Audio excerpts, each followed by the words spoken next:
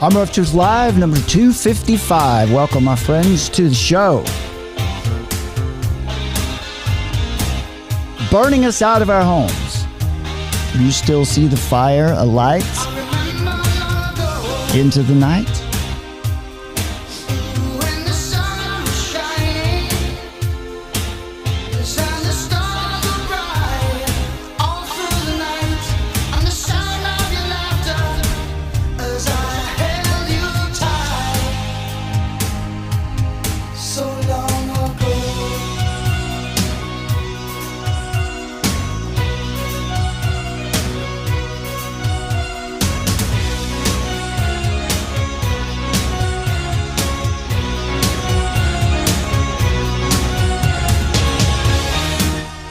.97.3 WAOT. Welcome to our new radio show, friends.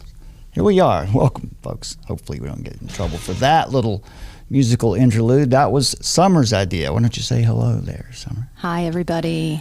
There she is, the lovely Good Summer. evening. It's the late night show. Definitely. Couldn't do it without you. Yeah, that Land of Confusion song, though, it pretty much nails it. It is, isn't it? Those lyrics are... well, as it we're has gonna, for a while. yeah, as we're going to cover here tonight, there is nothing new under the sun, for sure. And at the end of the show, I've got a piece from J. Gresham Machen. Boy, it's hard to say his name for some reason. Where in 1936, he was doing a series of lectures where there were lectures and they were taken and they were put on radio.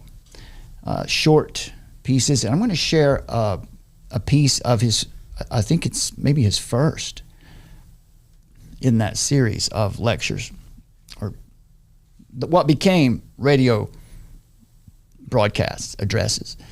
1936, there is nothing new under the sun. You know, at that time, they were worried about going off the gold standard. World War I had changed the landscape of the world. The government was in turmoil then as it is now. We like to think we've got it worse than any generation, but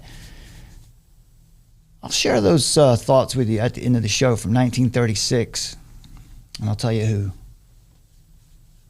Gresham Machen is at that point too. As you can see there, Klaus Schwab has a new plan. Not only will you not own anything and be happy, but you'll burn and he'll be happy. Burning us out of our homes, but what is our true present emergency? What is our true present emergency? I submit to you that the way things seem, and it seems like it's all falling apart, that's not new.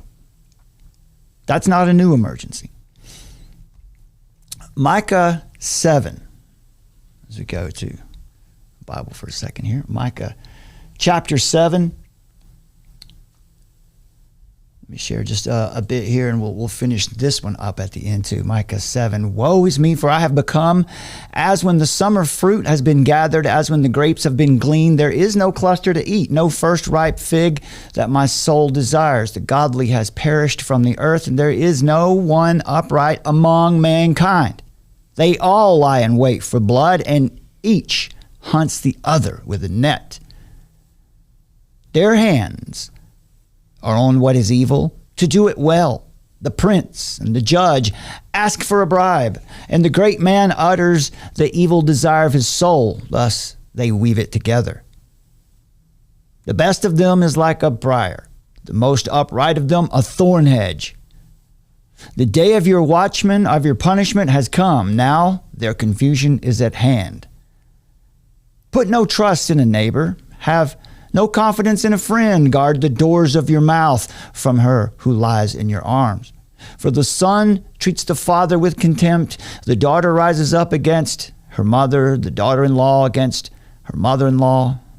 A man's enemies are the men of his own house.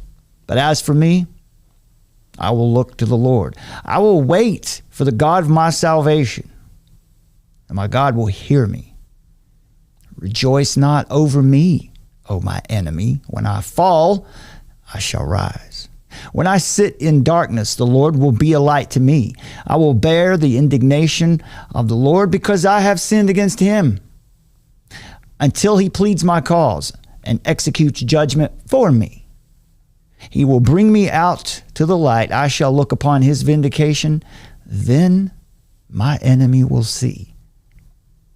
And shame will cover her who said to me, where is the Lord your God? My eyes will look upon her. Now she will be trampled down like the mire of the streets. They dealt with this too. It's always been. The only thing that's changed are the methods. Dante, in the Divine Comedy, Dante's journey through the Inferno, you can see there's a theme here, right? That's definitely a theme. Dante's journey through the Inferno includes encounters with various corrupt rulers and individuals who turned a blind eye to evil, emphasizing the consequences of poor leadership, but also the responsibility of the people. The quote is, "The darkest places in hell are reserved for those who maintain their neutrality in times of moral crisis." Victor Hugo wrote in Les Miserables, "When a man is out of sight, it's not too long before he's out of mind." That's a reflection on how easily a society can forget or ignore the injustices perpetrated by its own rulers when they're not immediately visible. It's a commentary also of how we forget that we're sinners. It's easy to criticize everything that we see happen. It is certainly a land of confusion. But the confusion starts inside you, inside me. That's where the evil in the world begins.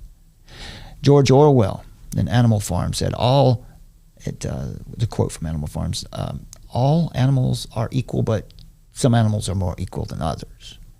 So it's a satire on specifically the Russian Revolution and the rise of Stalinism.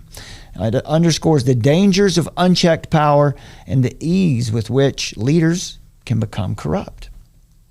In Plato's Republic, which we've shared the noble lie with you here many times, but in this piece, the heaviest penalty for declining to rule is to be ruled by someone inferior to yourself. So here Plato is touching on the idea that it's a tragedy when good, wise individuals abstain. They don't get involved. And then that leaves room for corrupt, inadequate leaders to take their place.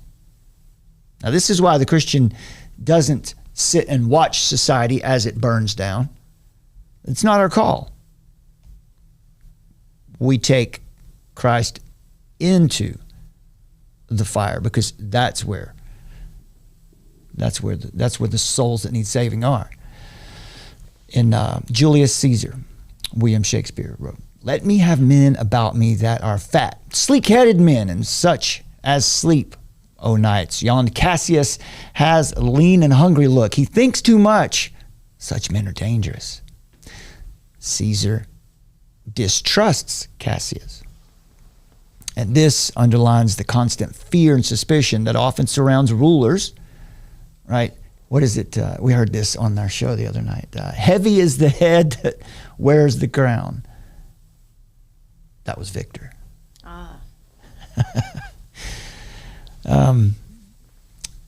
Suggesting that power and leadership can be fraught with treachery and conspiracy.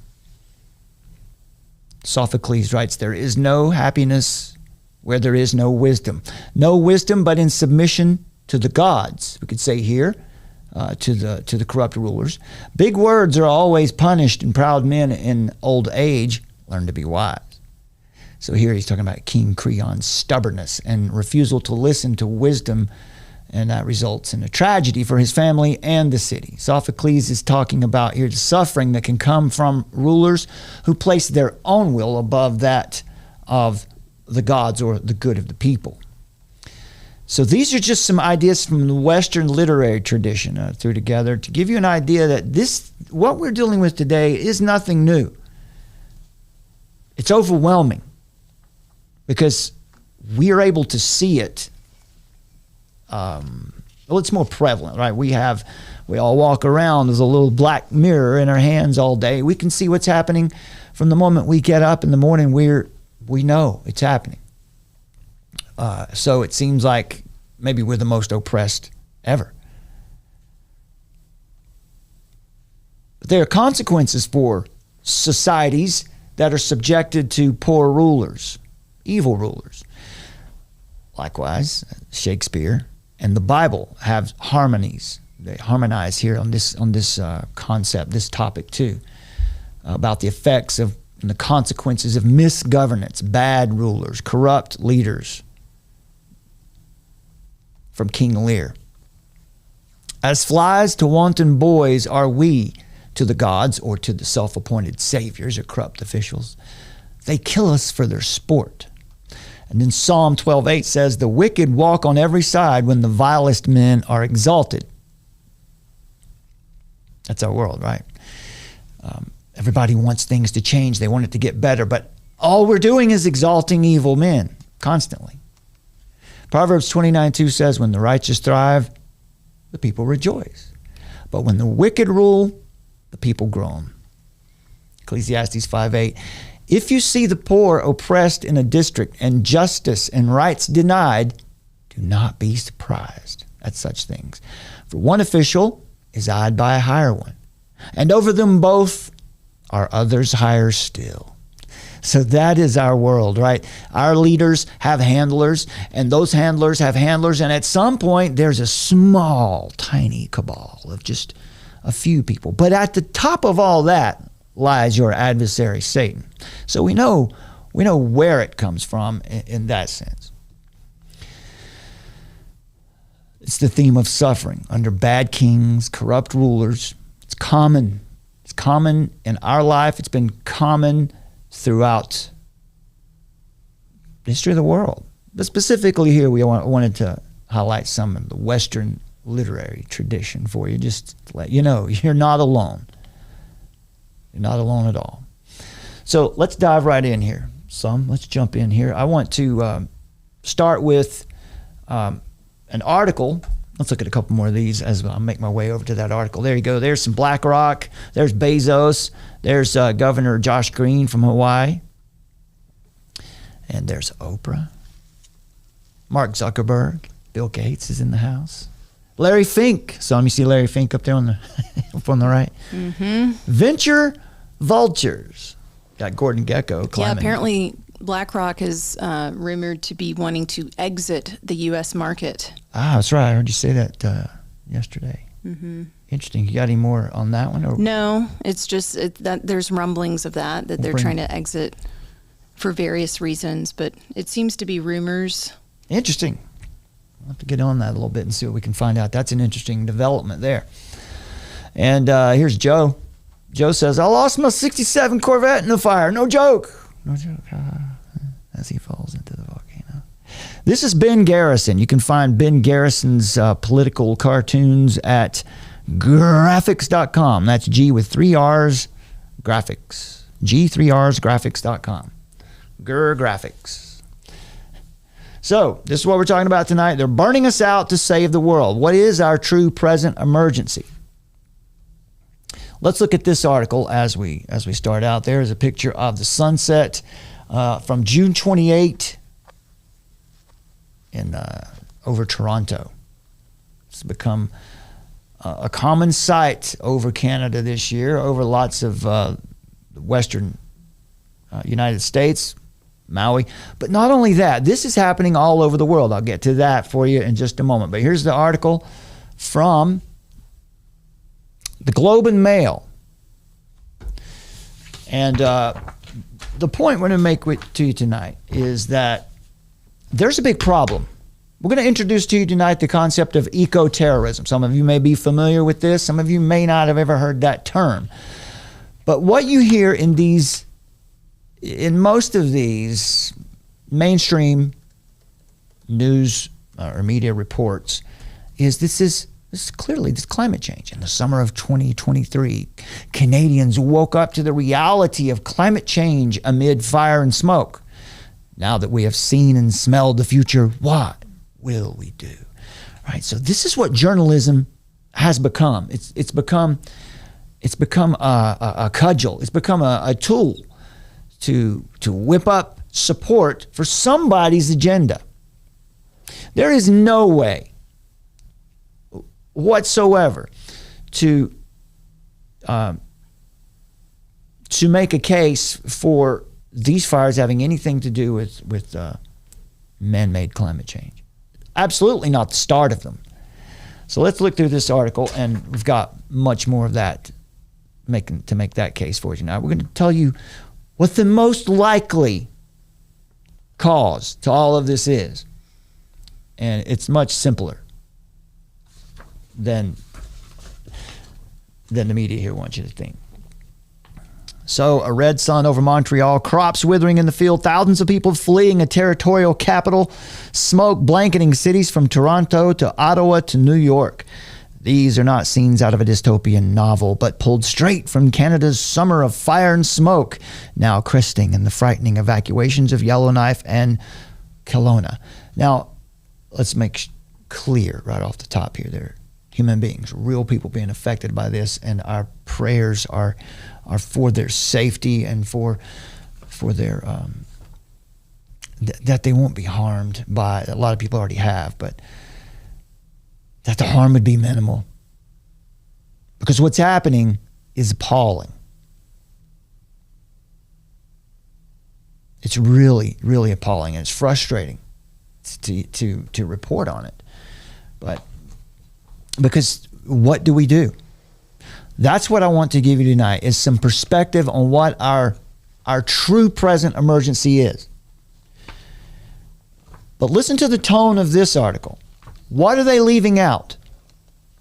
What do you think they're leaving out? Severe fires from Nova Scotia to British Columbia have cast a literal pall over the country, just as they have wreaked havoc around the world, from Maui to Greece to China, both as an everyday irritant and health scare, and as a dark manifestation of global warming.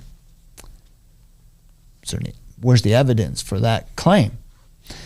It's just thrown there. It's just assumed, right? What was it? You said earlier. It was the idea that they want to make you experience it, right, or feel it. Well, yeah, they want to make you be paralyzed with fear. Yeah, basically, they want to drum it up, and they're not being shy about it because they feel that it's so pressing and so urgent. So they're bringing this fever pitch cadence in the way that they communicate this to us, particularly in publications such as The Atlantic or the New York Times or any of these. Yeah. Well, yeah, and that's the idea. That's exactly on point. They want to make you experience it. They want as many people as possible to experience some kind of stress that they can say is because of climate change, because there is a movement, just like as James Roguski has pointed out many times, the World Health Organization's pandemic treaty is really a venture capital proposal to create a new market for pandemic products in the world, and then to get richer than anyone's ever gotten, because you've got a new global market for these things, and they control it. Well, now, not same just thing that, here. But what's going on in London right now with the ULEZ program, the ULEZ ultra low emissions, ultra low emission zone. Yeah. ULEZ cameras. Or sensors. These cameras that take a picture of your plate, and if you're in a zone where you're not allowed to be or whatnot, like where your emissions don't pass, then they're going to send you a bill. Oh, that's nice. And so they're, like, apparently it started out as like the immediate boroughs of the metro area, but now in a couple of days it's going to expand to even like all throughout London. And so that's like 200,000 people. So they're going to be grabbing money from that. You know what I mean? Like, it's another way to get money and make people broke. About. Yeah, we were talking about that at lunch today. It's like that's a way. The ultimate goal is control and power, but on the way to that, we're also going to get rich. And, it's a way to concentrate. It's just another way to concentrate more and more wealth. Well, it's like that idea. Remember when we caught them talking about the 35-to-1 on investment? Yeah. So they're telling people that, if you invest for every dollar that you invest, you'll get 35 in return. That was the World Health Organization. Yeah. The lady from the UK, she's not there anymore, but they were talking about how they can guarantee any investors in the World Health Organization or funders, they can guarantee at least a 35-to-1 return. How could they possibly guarantee? Well, how could they know that? Well, because they're controlling everything. They're controlling all the levers with the technology. They're going to create the market. They're going to control the market, and that's what emergency powers are going to be used for. And so it really is a case of look at how greed, for the short-term buck that people are going to make, they're going to turn around quickly and realize that now they're completely in this trap. No doubt. Yeah, it goes nowhere good. This article continues. Now, those responsible for writing this article, Eric Andrew G., Lindsay Jones, and Jane Skripnik. I would assume that these people mean well. Right? I don't understand if they do mean well, and they don't know any better than that what they're reporting. They really believe what they're reporting. You give them the benefit right. of the doubt. I'm more like, this is propaganda. Yeah. It certainly comes. Now, propaganda can be produced by true believers who don't know they're being used. Absolutely. And so I think I try to assume that that's what we're seeing most of the times. But so they say things in the article like this: the more than 20,000 residents of the Northwest Territories who've been ordered to leave their homes, often along highways turned into corridors of flame, comes as the latest and most extreme reminder that the effects of a heating planet are literally at our doors. It's just like what Summer said. They want to make you experience it. And if you're not there experiencing it with these people who are breathing the smoke, and they want to make you feel it with their writing. Because they have a movement and they believe that their charge is to save the planet by burning us out of our homes, burning us into smart cities, burning us into mixed-use development. Devon Alley, a 24-year-old software engineer living in Montreal, said the thick veil of smoke that descended on the city in June made him think of a volcanic eruption. By the way, where's most of the pollution on the planet? Throughout history, it comes from volcanoes. You got to shut those volcanoes down, right? They're really polluting the place. Says, quote, "For so long we've heard about climate change, but you've never felt the impact so clearly and starkly.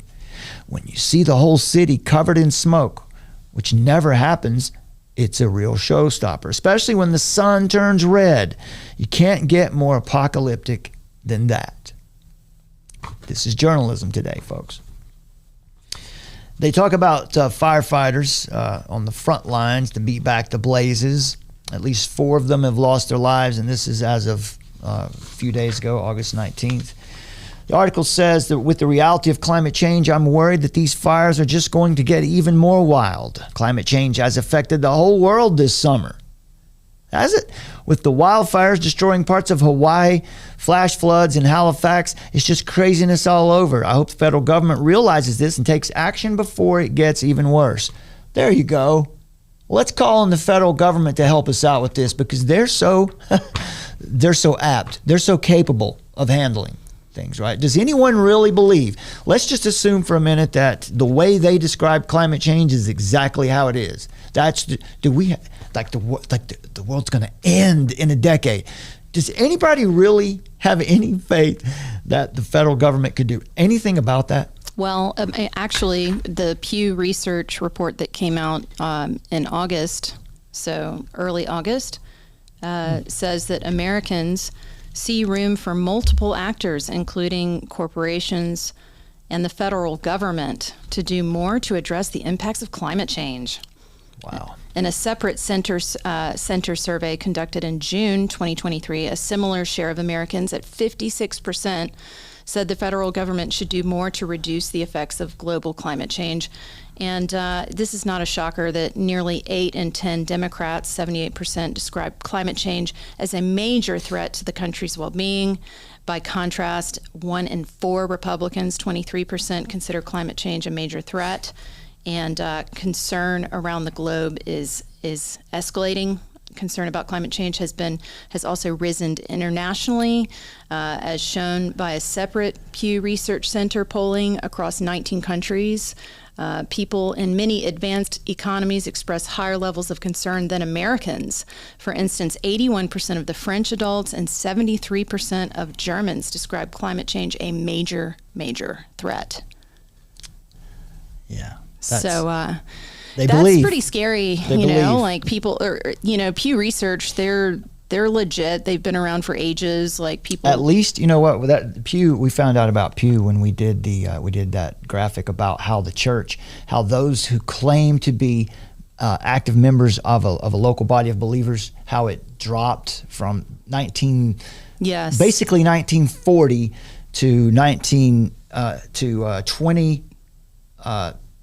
2020. Was it 2020? And then from 2020, I think it was, I don't have my graphic here with me, but it was something like that. And then in a period of 4 years, right, the number was like 70 to 72% from 1940 right up to 2020.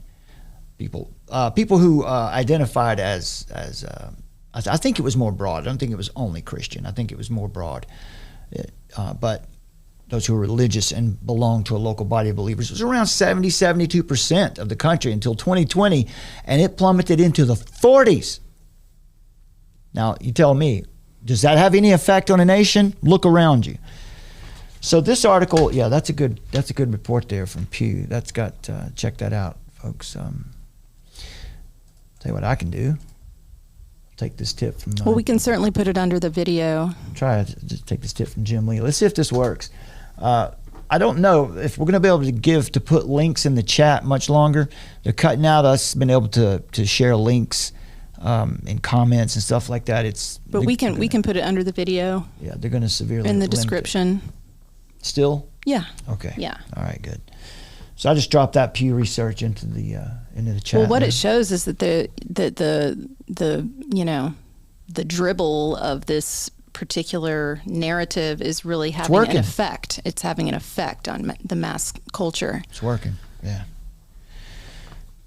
Yeah. Oh, by the way, Robert Kennedy, the other Democrat running for the Democratic nomination for president, to run for president, Robert Kennedy Jr. A lot of people really like him and are behind him. And just reading earlier today, his position on climate change is scary. He's all about it. He waffles back and forth. And I want to like that guy a lot, but the more I dig, it gets dirtier. It just gets dirtier. But there's no Trump, no Kennedy, no Biden, no DeSantis, no Gavin Newsom. None of these men are going to be saviors. They can't. Let me continue with the article now. It says climate anxiety has plagued many Canadians for years, and the recent past has provided plenty of warning signs to elicit this anxiety, from droughts to extreme heat. But for many, this summer's raging fires and smoky skies have brought home our new environmental reality like never before. It sure feels like all of Canada is burning right now, said John Valiant, the Canadian-American author of the newly released nonfiction book, Fire Weather, a true story from a hotter world. Is it a hotter world? Is that a fact? Here's a fact for you. Over the last 100 years, deaths associated with climate catastrophes have dropped over 90%. That's just a fact. That's just reality. Well, once again, though, we have to think about the emerging BRICS nations and how they are very much under the control of the United Nations and the WEF and Klaus Schwab, and they're actually more advanced as far as being on board with digitalization. So they're definitely not like this, the BRICS are somebody to be, they're going to take over. No, they're all working together, like the West and the East. Power shifts around. It's going to shift from place to place. It's just not going to be centered in the United States anymore. Right. And, this remember the COP27 and how they're going to do this loss and damage fund. So basically, like, for the developed world, we're going to have to give reparations for the climate, right? The CO2 that we've emitted since 1952. Yeah. And who's the winner of that, of having put those CO2 damages out into the globe? The number one person is actually the U.S., because when you take it from a historical point of view. So this is another way of the wealth transfer, right? They're going to take the wealth from the first world nations and then pop it on over to developing countries. There's that graph for you where they've got the United States pegged as that. Now, the assumption here is that CO2 emissions are the culprit. This is a huge assumption. This is where all the science is, right, that they claim. Look, nobody pollutes the air and the planet more than China and India, and you just don't hear this kind of, the United States has been singled out for demotion. No question about it. We've talked about that quite a bit here. Yeah, they're saying, so scientists say that just looking at last year's emissions doesn't really show who caused the problem. That's because carbon dioxide stays in the atmosphere for as much as 200 years or longer. So historic emissions matter. And they're setting that date point back to 1959, like who have been the main offenders, and you can see there on the chart. Well, the way they go about getting their data is suspect at best. We've seen that throughout since 2020 with the tests and the cases, and it's just ridiculous finding out now how they got their data and the way they use models. We'll talk about that a little more tomorrow in our show about Lockdown 2.0. We'll talk a little bit about models and how ineffective they are. Yeah, that's a good piece there. Yeah, when you pay for the studies, you can get the results that you want to push out there. So right, when you own, yeah, exactly. It was the lost summer, said one person they asked. The attachment to the land and place, what it does, and when you get alienated, from that place, it takes a deep emotional toll, if not a spiritual toll. Another person said, I'm so fascinated by how the colors are so different and the sun becomes red. It's kind of scary how this apocalyptic situation can reveal these terrifying beauties. That's a poignant statement. That reminds me of the book of Revelation, how the unbeliever can read that and it's shocking and horrible, and how the believer can see that wrath, see the beauty in that wrath. Alice Jerry, an artist, researcher, and professor at Concordia University's Department of Design and Computation Arts, said, now you can literally feel it, taste it, and breathe the fire. Now that's colorful language. That really gets you to thinking, right? Aren't you there in the middle of it now? Yeah, they're calling it the age of fire. We're entering the age of fire. The article says, while they breathed the fire, some Canadians tried to guard against despair at the prospect of facing more of the same in the future. The Montreal book publisher Marc Fortier posted a cri de coeur, I don't know, it's French, okay, on Facebook in June, calling for more serious action against the global warming that has aggravated forest fires and threatens to make conditions like these more common. Trying to do something positive in the face of such a bleak outlook struck him as the only choice. Again, the assumption is there. These fires are happening because of climate change. It's just all assumed, right? They've got to the point now where the narrative is so ingrained, and what Summer just told you, but from the Pew Research, people just assume that this is true. Where's the science? Where is the actual science? So this is what most of the reporting is like about these fires this summer. But there's more to the story. Here's a graph about the fires in Canada. You can see, now this is really a telling graphic right here. Canada wildfires are worse than they've ever been. Look at that.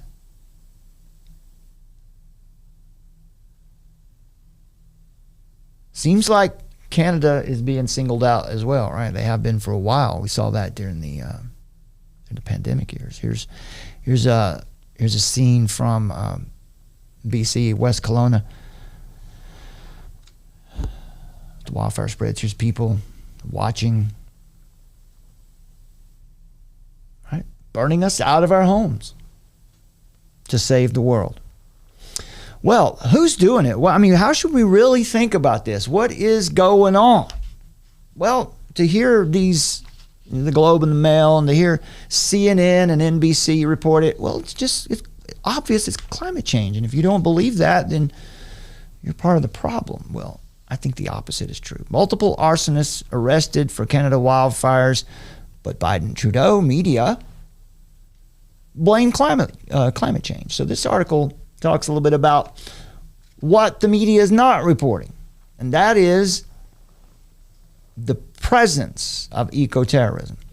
Multiple arsonists have been arrested in connection with the wildfires in Canada. This is back in June when they began, which have enveloped the United States from New York to Minnesota in thick smoke and haze. Several arsonists have been arrested in the past weeks in different provinces for lighting forest fires. People's Party of Canada leader Maxime Bernier tweeted, but the lying woke media and politicians keep repeating that global warming is the cause.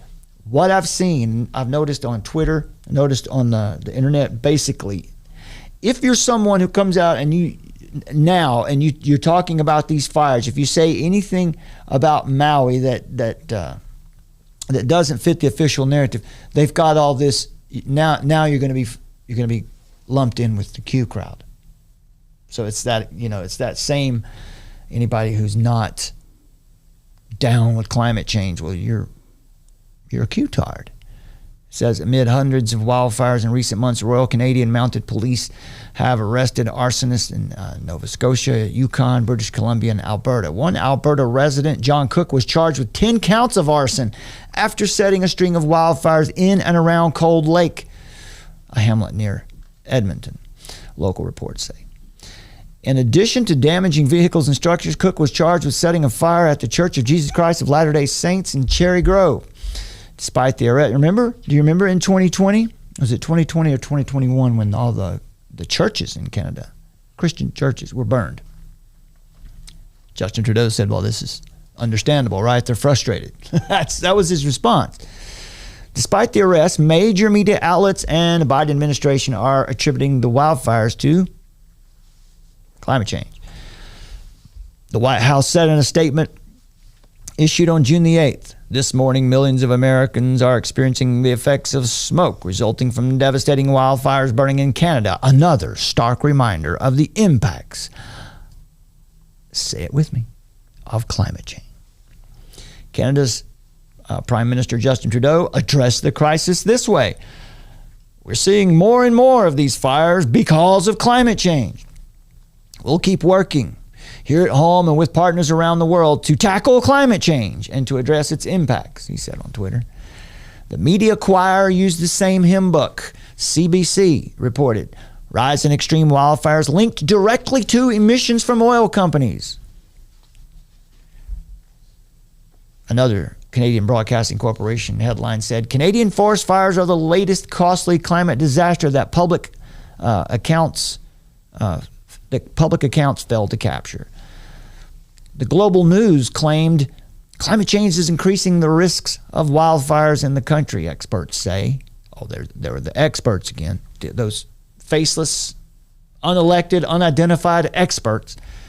LifeSite News noted, notably the mainstream media outlets attributing the increase of wildfires to climate change have received funding from the liberal government of Prime Minister Justin Trudeau, which is actively pushing for increased bans on using natural resources in Canada to combat climate change. Meanwhile, statistics from the Canadian National Fire Database reveal that wildfires across Canada have decreased in recent years, having peaked in 1989. More than 160 fires have been reported in Quebec alone this year, including at least 14 that are out of control. Along with arson, many are attributing the fires to poor forest management by Canadian authorities. That's what the case is usually in California. It's poor management of the forest because of Agenda 21, 2030, sustainable development. Now you can't do back cutting, and you can't go out and maintain the forest to prevent these, when a fire does happen, to prevent it from spreading and taking down everything. That and what we believe was the cause in Maui was a transformer that was blown down, and this comes because of poor maintenance, right? Because all of the money for development and maintenance is going into green energy, right? So the upkeep and the maintenance on these power lines, specifically in California, this is a big problem. In 2024, scientists wrote a paper published in Progress in Disaster Science in which they said not enough money was being spent by Canada on managing forests. Wildfire management agencies in Canada are at a tipping point, the scientists wrote. Pre-suppression and suppression costs are increasing, but program budgets are not. Smoke from Canada's wildfires is currently turning the sky orange and taking our tolerance to new levels, the New York Post's Miranda Devine noted on June 7th. Quote, by Wednesday, we were registering the worst air pollution of any major city in the world, and COVID mask maniacs were back in their element, Devine wrote. But don't fall for the propaganda that climate change is to blame. The situation in Canada is similar to that in Australia, where green ideology and chronic government underfunding mean that the forests currently ablaze have not been managed properly for years. All right, so there's another report in counter to the Globe and Mail's report. Now, I want to share with you, as we get into eco-terrorism now, I'm going to share some clips from Jim Lee's YouTube channel. We're going to talk for just a minute about Maui, about the Maui fires, so that we can get oriented for what we're about to discuss here, eco-terrorism. Because when you go out there and you look for this online, you're going to catch all kinds of, you can catch a wave of counter information, we'll call it, right? Anything they can come up with to make you think that it's just that's Q people. Q people think like that, right? No, let's listen to. No, I'm sorry. This is Dutch. This is Dutch Sense here. This is when the fires began. He was covering this back on June 2nd. Let's check this out for a second. He was just noting that the fires started all at once.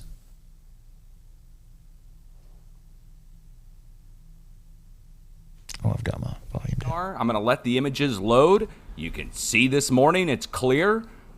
Just partly cloudy skies. Nothing really crazy going on there. And then, well, there's last night. Here's today. Look at that. All of southeast Quebec just caught on fire, guys. All of it. Now, why would that happen? Why would, let's just, we're making a case for eco-terrorism. Why would they do it all at the same time? Doesn't that make it look more suspicious? They don't care. They don't care if it looks suspicious. The reason you would do it all at once is because it makes it more difficult to catch any one of the person. Now, I don't know. You can make up your own mind. Why would all of these start at once? Do you see any clouds over that area? Why did these all?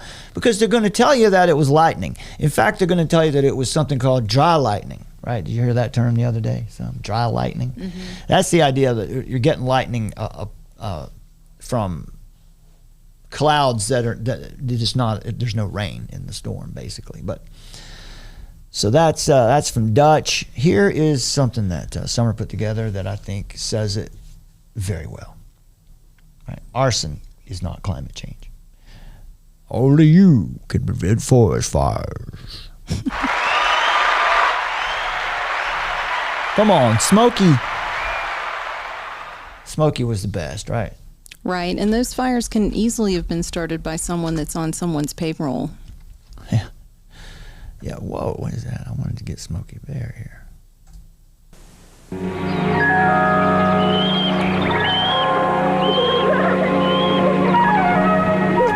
takes a careless moment to turn this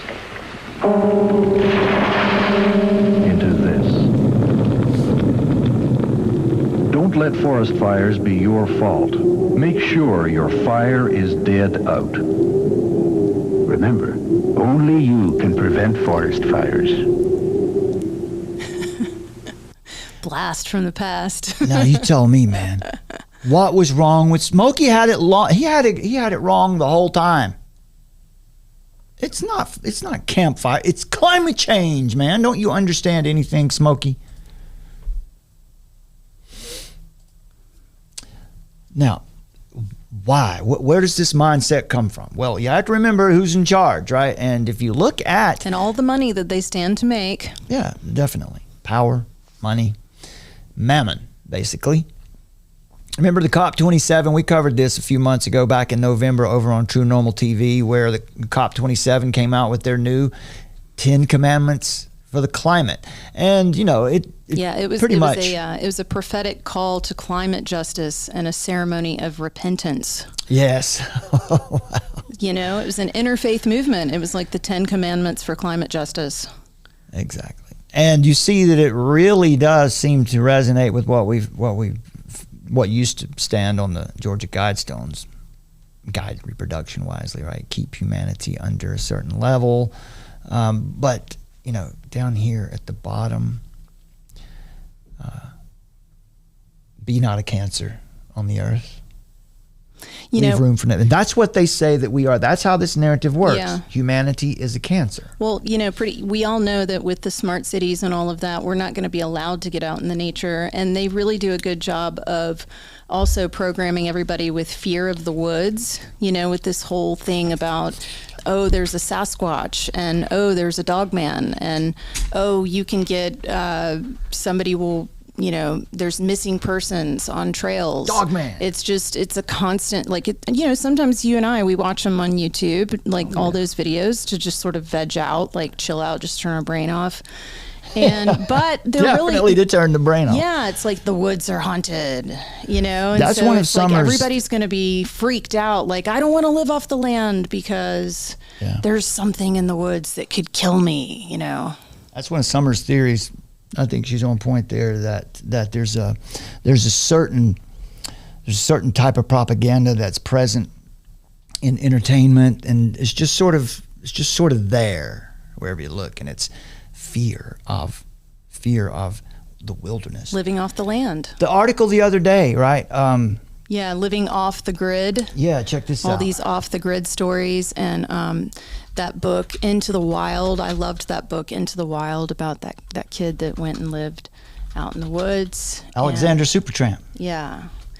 But really tragic ending. But, there's all these cautionary tales, right? To get everybody to feel insecure and weird about Look at this. Living in nature. Check out this title here, this article. Headline: We tried to stop them. U.S. family found dead in the forest. They wanted to live off grid. You're going to see this more and more. Mm-hmm. You're going to see articles about people who, you just can't do that, folks. You can't live off grid. You need to get yourself a cubicle in one of our mixed-use development places. Right. We tried to stop them. And Jared you can't drive outside of your 15-minute zone because, climate change. Yeah. Their bodies showed signs of malnourishment. Investigators are waiting for toxicology reports to be processed and have not yet determined the cause of death, but they suspect the group may have succumbed to starvation, freezing temperatures, or carbon monoxide poisoning from trying to make fire to stay warm. Well, look, why did this case make it to print? I mean, it's sad. It's definitely a sad thing that happened to these people, but this is July the 26th. Why did they make a point? That's because people are living off grid. People are thinking about, okay, gosh, this is all getting nuts. I'm going to try to get off the grid. So they want to get out of the cities. Yeah, they want to try to persuade you not to do that. Look at this, right? This is this family is just as important as any other, right? But it's strange, isn't it, that this one, look at all the headlines. Look at how many outlets covered this story. 3 found dead. Colorado Springs family remembers loved ones. 3 dead in Colorado. Off the grid family found dead. Family living off grid found dead. Family found dead. I mean, look at this. Yeah. How many? What are they trying to tell you? Leave room for nature, Brad. Leave room for nature. There you go. Leave room for nature. Be not a cancer. Not a cancer on the earth. That's the message, right? Well, here's Jim Lee from I think James F. Lee. I heard that yesterday. James F. Lee. Jim Lee, devoted to reporting the truth about geoengineering, pollution, privacy concerns, and propaganda in an easy-to-understand and relatable way. Climate Viewer News features thousands of references, timeline events in newspapers and journals. And you can monitor live weather, satellites, earthquakes, fires, and much more in real time and view maps only found at Climate Viewer Maps. I think if you go to climateviewer.org, you go straight to the maps. I think that's it. But anyway, so Jim has a YouTube channel. By the way, if Jim happens to see this, hi, we love your work. We just kind of, I think I remember hearing of Jim many years ago. I used to listen to Clint Richardson a lot, and I worked with Clint back in 2017, 2018, 2019. I was just helping him with some of his new, the Wag the Dog documentary that he was putting together, and so love Clint, and I may have been through Clint that I heard of Jim's work somehow. But Clint was a radio host and a researcher as well. One of the godfathers of this. He used to work with We Are Change in Utah, also in New York City. Anyway, so let's play some clips from Jim here just to set us up for our geoengineering point. He's going to tell you his theory on what went on in Maui. Let's listen to what he thinks didn't happen first. What really happened here is the true story of the Maui fire. Reminds me a lot of Sandy Hook. A bunch of money-grabbing grifters dancing on the graves of people with their fear porn to make a buck. And I will never sell out to make a buck. I will never make a fear porn video to make a buck. And if you don't like that, I don't give a you know what. So I get highly agitated when I see grifters out there making all of these incendiary claims about directed energy. I just wondered, was that a pun, right? Incendiary claims about, but anyway, let's continue. Energy weapons with zero proof what they're making all of these incendiary claims about directed energy weapons with zero proof whatsoever.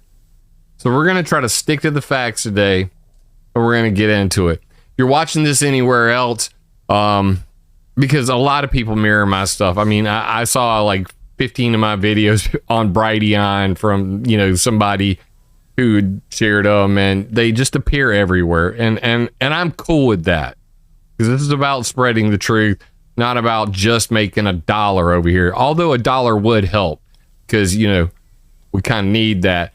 If you can support me right now, give, send, go. I don't mind letting this play here, because Jim he's done this for years, and if you want to support someone who's working hard at uncovering what's being done to our skies and to our lungs, to our lives, and the propaganda, check out Jim's work at climateviewer.com/Jim Lee. I greatly appreciate. Other than that, all my crap's on climateviewer.com and climateviewer.org. And it's not crap. I'll just say it's, he's being modest, I think. It's not crap. Okay, so anyway, let's jump ahead to, so he's telling you there, you don't need to jump straight to space lasers, right? You don't have to go to directed energy weapons immediately. He explains later in this video he knows very well about directed energy weapons, and we all know they're a thing, right? They're a real thing. But we need to be smarter, right? Why would you don't need to spend $100 million to start a fire if you can start it for the price of a lighter and one motivated 21-year-old activist. Now, he's going to explain here to you what's relevant here is, now, we know that they can modify the weather. They can affect high or low pressure zones. That's well documented. How they do it exactly, that's not my area of expertise, but Jim would know. He's going to explain here the presence of a high pressure dome that just hung out for days north of the Hawaiian Islands, and what that did, how that played into making conditions ripe for what happened. But what you heard in the media, once again, I'm making the case here that the mainstream media is complicit in the crimes because they're ignoring something very important. They're ignoring arson, and they're ignoring things like this. They're telling you that, well, it was those winds, it was the winds from the hurricane. Watch and tell me whether you think the hurricane had anything to do with the winds in Maui. Back and forth, creating these lee waves. So yeah, there was a lot of wind, there was a lot of pressure. Speaking of pressure, we're going to come back. A lot of wind, a lot of pressure. It sounds kind of like after we eat at the Mexican place over there that we like so much. No. We're going to actually look at what it was like. So this is the high pressure zone that was hanging out above Maui. This is August 7th, 8 a.m. We're going to go forward and just we'll let that play. And you can watch the way it grows and changes shapes. So this is a 1033 millibars right there. Versus the lows that you see of the hurricane, which get... Look at that hurricane, folks. The legend down here on the bottom right-hand corner of the screen. According to that legend, 200 nautical miles, it looks like that hurricane is about 500 to 600 miles off the southern tip of the Big Island. Okay? And the prevailing winds are from the northeast.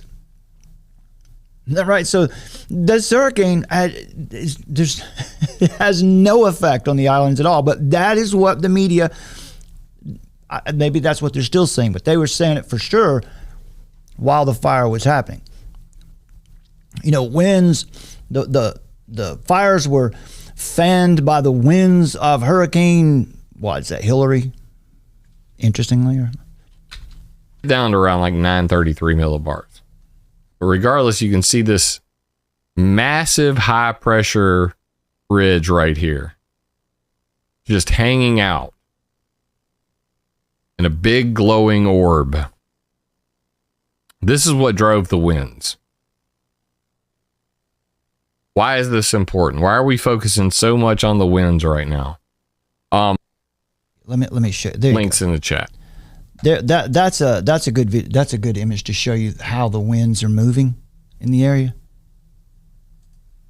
So you can see, right? The hurricane Dora the Explorer is down here. That's Dora hurricane, and we can see when we zoom out a lot, what's really going on here is there's a high pressure area. All right, so he talked about he got the high pressure area. Let's see. Is there anything else that I wanted to get from him on this piece here? By the way, Jim is not far from us. I think he's in Sumter, South Carolina, and that's not far. Hour and a half. He was talking about. Sorry, go ahead. He was talking about that it could be a drone. Oh yeah, we'll get to that. I've got that. I've got that little piece too. That would be another piece of evidence for eco-terrorism. 8 a.m. We're gonna go. Which get down to around like 933 millibars. But regardless, you can see this massive high pressure ridge right here. Now he's got a really. People don't want to look at all. He's got a really good section here on why those kinds of winds coming over the mountain and what they do on the lee side of the mountain, how it creates conditions. Right, profile. Let's see if I can find that right quick. Yeah, here it is. This is very interesting right here. It's called the fun effect. Listen to this. So this makes the case that if you can control high and low pressure regions, if that's something that you've perfected, then you could create this easily, right? And when this area that you want to take down, then all you need is a lighter. You don't need a space laser. At 20 seconds, it's the shortest video I could possibly find on it. The fun effect is the process that makes one side of a mountain much warmer than another.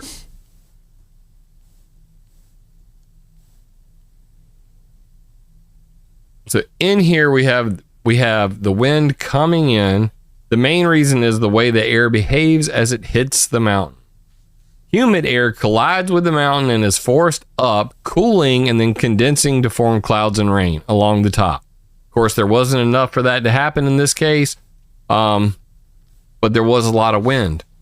The process of making a cloud and rain actually gives the air some energy. So it's the exchange of the moisture and the particles that causes this. As it rains on the windward side, moisture is lost and heat is gained. The warmer air descends on the leeward sheltered side of the mountain. Drier air on the leeward side means less clouds, so more warmth is received by the sun.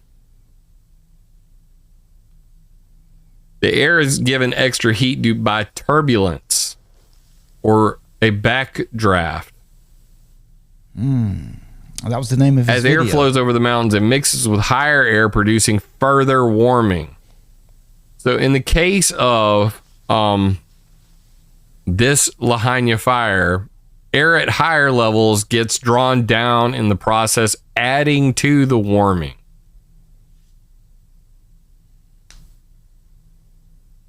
So this is called the fun effect.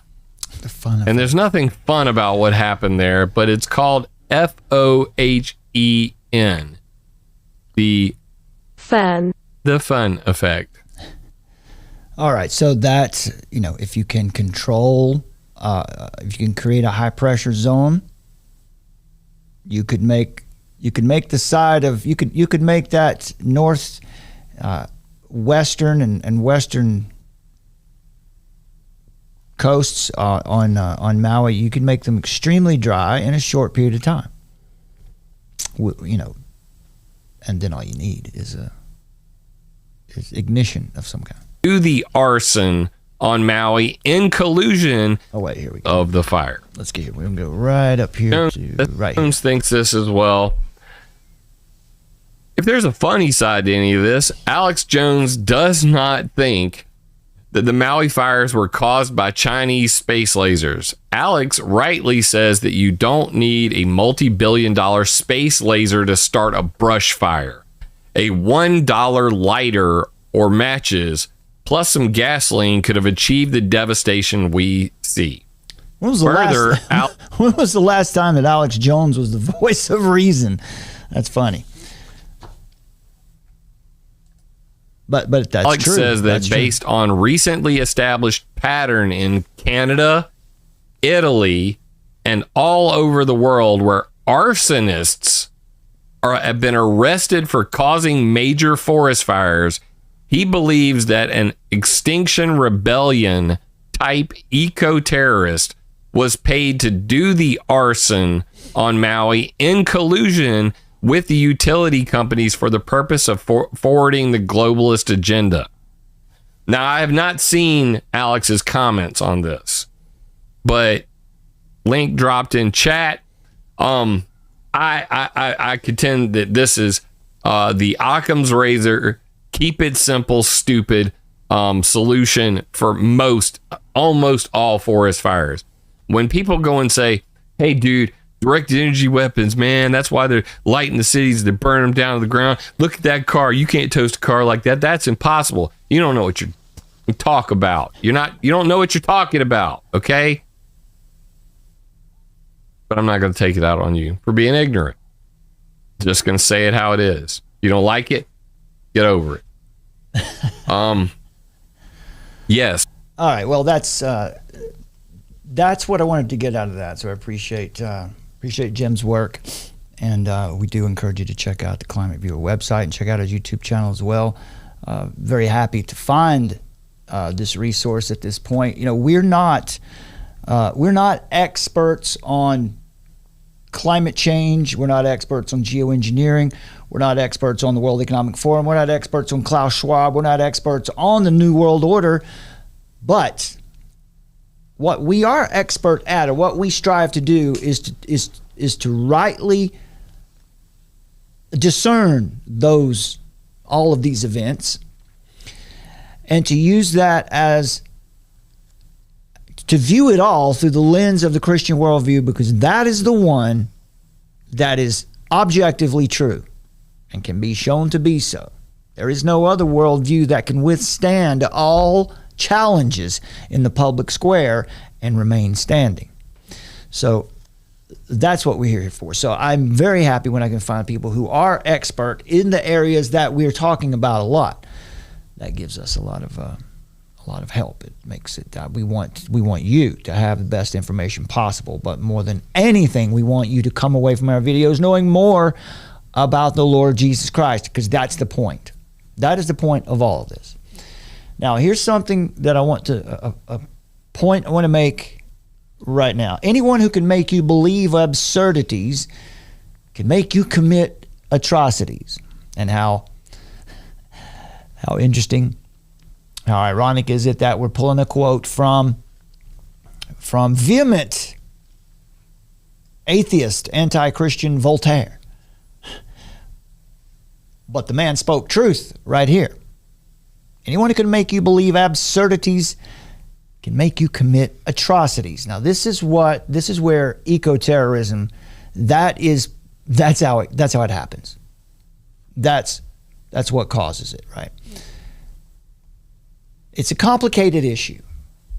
As we start to think about this now, as I make this case going on the downside, we're over the crest of the mountain. Now we're going to be on the warm side of the mountain as we make our way out in this show. Anyone who can make you believe absurdities can make you commit atrocities. The BLM movement, the UFO hearings in Congress, the congressional hearings about we've got alien bodies. Now, you're never going to see any of that. Let me rephrase that. They'll show you something eventually, but it won't be alien. But they'll show you something. The people who they have to wear 2 masks everywhere they go and inside their car. Anyone who can make you believe absurdities. You can recruit people to do your bidding. You can recruit people to do your violence. But now let's make this point too. It's a complicated issue because we do understand very well that highly corrupt corporations and governments have been known to cause catastrophic damage to the environment and have been responsible for killing and maiming masses of people. Right? This is history. It's happened all along. So the point is, there have been groups who have been involved in going after these corporations and trying to get justice for what they've done. Those are not the groups we're talking about. We're talking about a different group here. Let's give you some examples of what corporations have done in the past. In 1984, the Bhopal gas tragedy. This was in Bhopal, India. That was Union Carbide Corporation. A leak of methyl isocyanate gas and other chemicals from the plant leaked out in the plant and resulted in it moved throughout the village, and it resulted in the immediate death. All right, isocyanate, that's cyanide basically. I think that used to be what was used in lethal or in execution of criminals on death row. I don't know. Maybe that was used in concentration camp. I don't know. But cyanide will kill you. That we know. but it resulted in the immediate death of over 3,000 people. Immediate death. Estimates related deaths over time ranging from 15,000 to 20,000. This incident caused significant long-term health complications for those who remained too. Hundreds of thousands of people were affected by this ultimately. What happened? Union Carbide paid $470 million in compensation. Some many believe is not sufficient given the scale of the tragedy. Dow Chemicals, which acquired Union Carbide in 2001, has since been pressured to increase their compensation to remediate this site. So this happens a lot. In 2010, the Deepwater Horizon oil spill. This is British Petroleum, or BP, the platform in the Gulf of Mexico off coast of Louisiana, exploded. It was a drilling rig, right? 11 workers died, and it initiated the largest marine oil spill in the history of the petroleum industry. An estimated almost 5 million barrels of oil were discharged, really destroying the environment there. Yeah, my family has a beach house down there, and so we've heard the stories about when you go out into the water, suddenly you'll see everything just turns black, and it's the oil, and it's just this massive cover-up. Yeah. Nobody talks about it. That's what money will do, right? Money and power. Eventually, BP accepted responsibility for the disaster and have spent tens of billions of dollars on the cleanup and compensation and legal fees. But this disaster led to just massive environmental damage. It affected marine and wildlife habitats in the Gulf's fishing and tourism industry. Another one in the 1950s and 60s, this was the Minamata disease. The Chiso Corporation, located in Minamata City. This was in the Kumamoto Prefecture. It's Japan, basically. The Chiso Corporation's chemical factory discharged methyl mercury-tainted wastewater into Minamata Bay for several decades. This led to the bioaccumulation of mercury in seafood, which, when consumed by the local population, resulted in mercury poisoning. Symptoms ranging from muscle weakness to severe brain damage came to be collectively referred to as Minamata disease. Sounds a lot like Gulf War syndrome, doesn't it? This disaster led to the death of over 3,000 people, caused illnesses and thousands more. Chiso Corporation was ordered to pay compensation to the victims. The tragedy also spurred some significant environmental policy and pollution control measures in Japan. But not only that, corporate pharmaceutical industry has also been responsible for pushing drugs or treatments that caused catastrophic harm to many. I want to lay all this out just so that anyone who comes along this video realizes that we're not pro-evil corporation. All right, these things have happened. The late 50s and early 60s was the thalidomide controversy. Tragedy. Thalidomide was a drug introduced as a sedative. Right? It was promoted because it was so safe to use as a sedative. Right? It was marketed to pregnant women because it was so safe. Pregnant women who were combating morning sickness. Right? It was something that would help you, help your nausea, help you rest. But it was later found that when a woman took thalidomide during her first trimester of pregnancy, this thalidomide led to severe birth defects, awful birth defects. Babies were born with something called phocomelia. It's a rare congenital deformity which the hands or feet are attached very close to the trunk. Limbs are very undeveloped or absent. I thought about getting some pictures, but you get the idea. It's severe birth defects, right? Now, the estimate was 10,000 children in 46 countries were born with these deformities as a result of thalidomide use. You might have heard they were known as thalidomide babies for a long time. In 1999, the drug Vioxx was introduced. a non-steroidal anti-inflammatory drug, was developed by Merck and Company for pain and inflammation. Post-marketing reports and later studies confirmed that Vioxx increased the risk of heart attack and stroke. Merck defended the drug and allowed it to stay on the market for at least 5 years. The aftermath, tens of thousands of people may have had heart attacks and strokes as a result of taking Vioxx. In 2004, after more than 5 years on the market, with these effects well known from the start, Vioxx was finally withdrawn from the market. Merck eventually agreed to pay a $4.85 billion settlement to resolve thousands of lawsuits. Same thing with the is it Purdue? I don't know if that's right. The pharmaceutical company that was responsible for OxyContin, and same thing there. Anyway, these tragic consequences they result from negligence, industrial negligence, willful ignorance, and it just causes long-lasting impacts on the lives of people and ecosystems.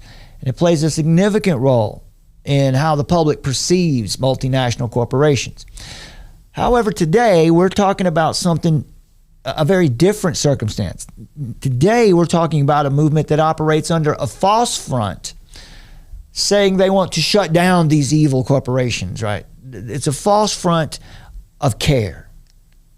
They want you to think that they care, and they will play on the ignorance and the emotions of the people in order to promote an agenda that is absolutely anti-human, in the sense that they have no regard for human life. They promote a narrative that they're saving the planet from humanity. Right? They're saving the planet from humanity, right? This is why I was showing you the guidestones. They're saving the planet from the human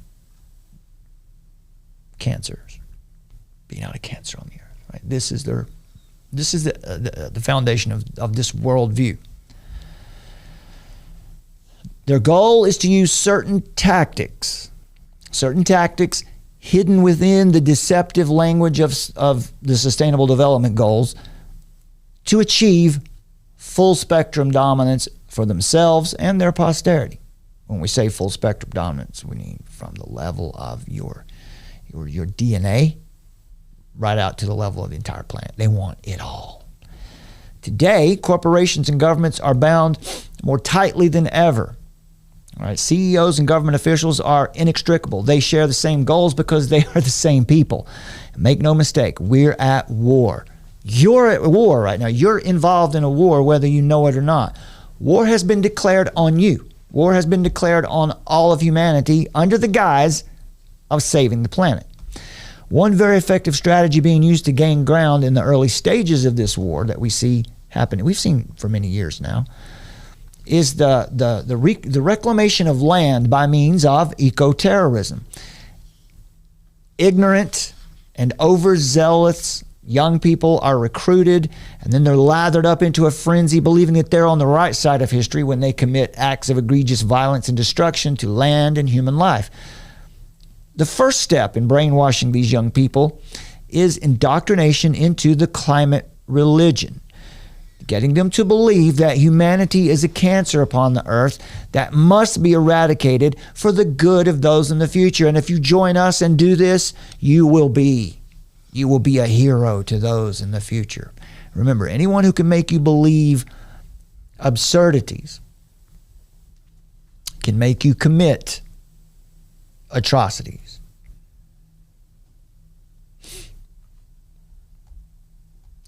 So what is eco-terrorism? Eco-terrorism refers to acts of violence committed in the name of environmental causes.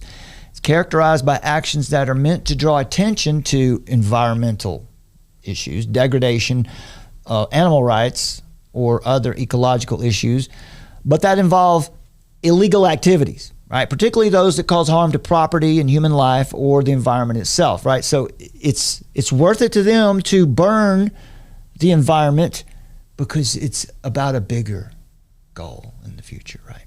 Some critics argue that this term is used too broadly, eco-terrorist. that it's used sometimes as a weapon, that it's used to discredit true and peaceful environmental activism or civil disobedience, right? So I want to make clear here that it's important to differentiate between actual environmentalists, peaceful environmental activists who operate within the boundaries of the law, morality, and those, there's a difference between those people and those who burn things down for these reasons that we're about to talk about. Not all activists support or condone the tactics described that we're going to describe here, but examples of activities that are described as eco-terrorism are, well, animal liberation, right? You break into a research facility or farms, other institutions to release the animals. The intent might be to save the animals from perceived harm or exploitation, but these acts can result in ecological imbalances. It can harm the animals. You know, most of the time this is what happens. Another version of eco-terrorism is sabotage, damaging or destroying equipment, facilities, or infrastructure used in activities viewed as environmentally harmful, like logging or construction equipment or research facilities or dams. We'll give you some examples in a minute. One of these is known as tree spiking, where this involves in putting metal spikes into trees to prevent them from being cut down. Right, so when a logger comes along to cut this tree down, it can damage the equipment, and it can harm or kill the logger too when the chain of a saw like that hits that steel bar. There's also biocrop destruction, where we've seen this where people were coming against the GMO movement years ago. Now, we're not for GMOs for sure, but they were destroying genetically modified crops, either in research facilities or in the field, due to opposition to genetically modified organisms. So you see, it's a complex issue. It really is. But the one we're focused on here today, the biggest eco-terrorism example, is arson. Right? This is where fires are set, buildings are burned, vehicles are burned, other property associated with industries or activities, that anything perceived to be harmful to the environment or to animals, for example. Or now we've got evidence of arsonists who are trying to start these fires to, in the name now to bring awareness about climate change. One of the most well-known groups associated with eco-terrorism, they might prefer to be called, they call it direct action, is the Earth Liberation Front, ELF. Now, this is Extinction Rebellion here. I don't know if I got the ELF website up there. But Earth Liberation Front, they don't really have a website, but they're a loose group, right? They've claimed responsibility for numerous acts of arson and sabotage against entities they believe are causing environmental harm. So what we're doing here is making the case here, this does exist. Right? Arson as a form of eco-terrorism to bring awareness about some movement is certainly there. The Earth Liberation Front, the ELF, it's a loosely affiliated, decentralized movement of environmental activists that emerged in the early 90s. They carried out direct actions or terrorism in the form of economic sabotage, claiming that their intent is to cause financial harm to businesses and institutions that they perceive as threats to the natural environment. Now, of course, they're making a moral judgment, aren't they? So anyone who makes a moral judgment or a value judgment, a claim about my actions are moral, I need to know what your standard is. What standard are you working? You can't just say, well, it's for the good of humanity. That's arbitrary. What is your standard of truth to decide that this is the right thing to do? So some of the things they've done, the Vail Mountain Ski Resort arson in 1998, one of the most high-profile actions linked to ELF. A series of fires caused an estimated $12 million in damages to the Vail Mountain Ski Resort in Colorado. ELF claimed the action was in defense of the lynx habitat and was being threatened by the resort's expansion. The University of Washington in 2001, ELF activists set fire to the Center for Urban Horticulture at the University of Washington, causing over $7 million in damages. The arsonists mistakenly believed that the center was conducting genetically modified tree research. They weren't. They were wrong. SUV dealerships and housing developments. In 2003, in California, ELF activists targeted and vandalized SUV dealerships and upscale housing development, leaving behind graffiti and messages denouncing urban sprawl and excessive consumption. The damages totaled several $1 million. And of course, the logging and timber industry. Over the years, ELF activists have claimed responsibility for sabotaging logging equipment, spiking trees, which is pretty dangerous, and committing arson against facilities associated with the timber industry. These are just a few examples. There have been many, many more examples of this in the United States and around the world. And these are just the ones that the ELF has claimed responsibility for. This group, the ELF, has been classified as a domestic terrorist threat by the U.S., by the FBI. And you can see here on the Department of Homeland Security website, dhs.gov. We don't usually come here for evidence to support our claims, but here we go. We do today. Bombing and arson attacks by environmental and animal rights extremists in the United States, 95 to 2010. Just to show you that it's something that's real, it's happening. More. All right, and here's an example of the ELF, how they came on the scene in the early mid-90s, and their activities spiked. And I don't know if they're actually active today, but we do know that groups like this, Extinction Rebellion, are, right? This is one of the groups, right? So, in systemic racism and climate, there's just so many of these things that seem to be conflagrations. How does this equal that? But again, understanding these are people who, I'd like to know more about this group here. Don't know much, but just to show you that it's there, right? It exists. And how could something like Maui fire, or how could the fires in Canada be set? Here's something. I've got this from Jim Lee as well. I got this tip from his video.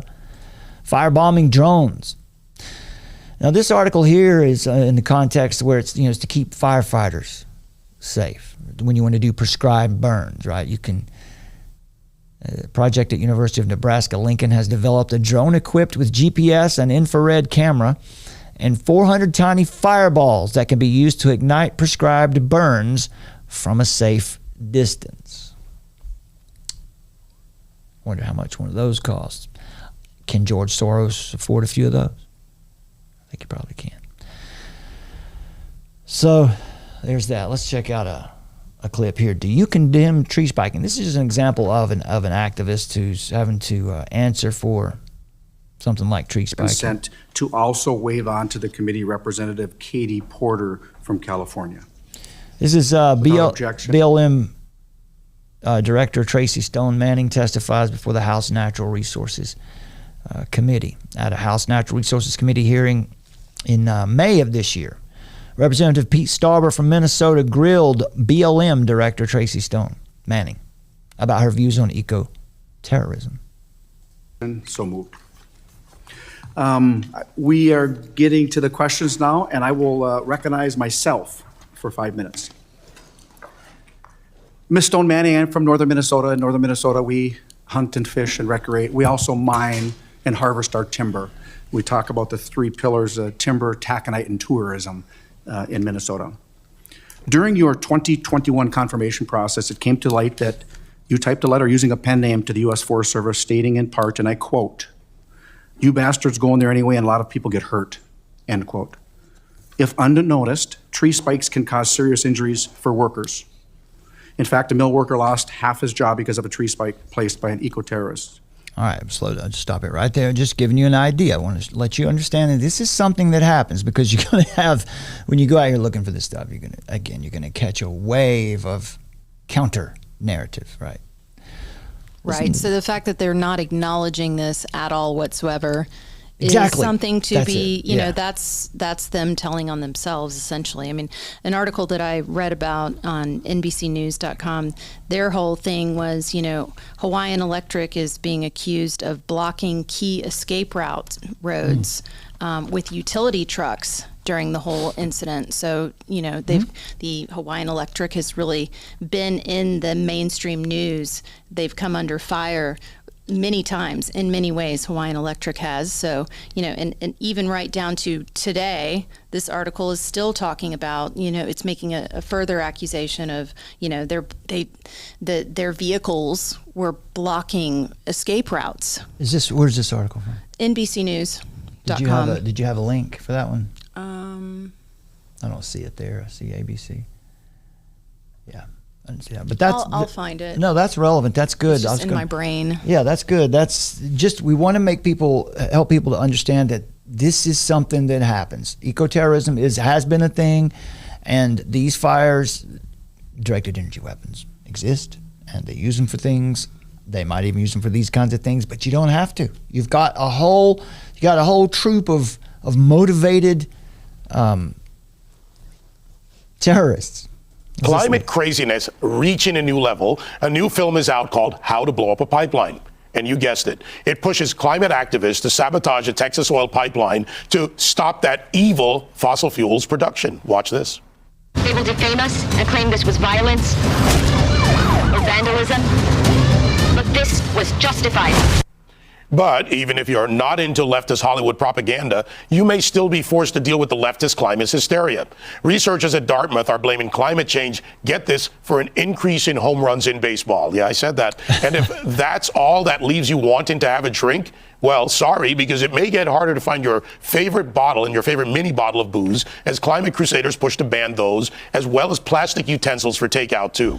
I mean... All right, so the point here was, and this little piece here was that how to blow up a pipeline, right? And who was the biggest domestic terrorist in the world in 2021? Well, I would have to say it was probably the United States, because just whoever blew up the Nord Stream pipeline, that was an act of eco-terrorism. It probably couldn't classify it as eco-terrorism, but it still served that purpose, right? Because if you really care about the environment, is that what you're going to do? But of course, that's not what it's all about. Anyway, here's another article. Charges laid in series of intentionally set Alberta wildfires, residential arsons. Here we go. Now, here's some of the video from Calabria. This is in Spain. Now, look at this. This is we'll just say this is an eco-terrorist. This is somebody who's out in the bush, setting a fire, and then didn't realize there's a drone, and he starts trying to throw rocks at it or something, I guess. Doesn't have a very good arm, but look, there you go. There's a fire. So don't let anybody tell you that you're some kind of QAnon freak because you realize that this is something real that's happening. This is far more likely to be the explanation for what we're seeing.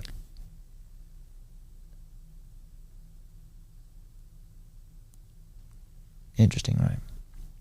He didn't like being caught. But there's that. And there's the fire.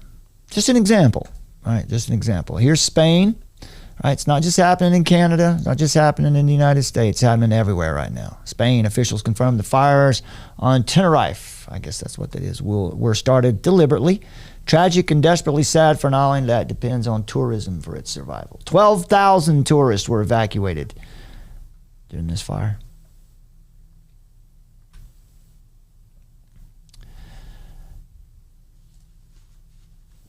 All right. That article is in live comms if you want to grab it. What was it? You don't need to, but it's the one about Maui residents say that utility trucks blocked the roads as they tried to flee. Wow, yeah. Let's pop that up Specifically Hawaiian Electric. There you go.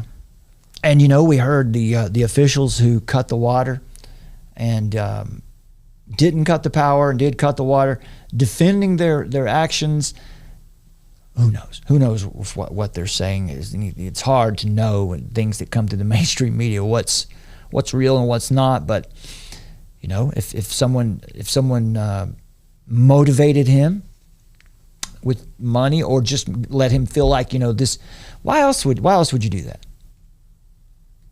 That's our lifeline, our escape route, and you cut us off from it. There was no other way out. Why would they do that? Why would they do that? Why did that happen? We're just asking questions here. Well, they also talk a lot about how in the mainstream narrative about, you know, no sirens went off and no alerts went out. So what's that setting us up for? Well, it's just setting us up for, you know, they want us to have some sort of app on our phone where they can communicate to us. Yeah. You know, more of that. More technology. Yeah. Here's more. Now, this is this person here posted this, said this was a Dutch farmer's existence is becoming increasingly precarious, but the person, this is actually in Ukraine. So what you're seeing here is a very rudimentary attempt at setting a field on fire. We've heard reports too that farmers in the Netherlands, the Dutch farmers, we've heard that they've been experiencing eco-terrorism. Not only, you know, they're getting it from all angles, right? They're getting it from government above. They're getting it from eco-terrorists on the ground. Look at that. That almost worked. Almost worked. And it would have been very difficult to find what caused that fire. I also read that they can do this with a bottle. You take a bottle, put a stick in the ground, and put a bottle on top of the stick, and if it's dry and the ground is flammable, that will, and no one, how's anyone going to know that that's what started the fire? You'd have to be pretty slick. You have to be experienced to figure that one out. So there's that. Officially, the 142 wildfires that ravaged Quebec and covered major parts of the United States and toxic smoke were caused by dry lightning. So we're told to believe that lightning strikes in 142 different locations, not just on the same day, but at the same instant. We showed you this from Dutch Sense earlier. How this is not a doctored image. The mainstream media, they had to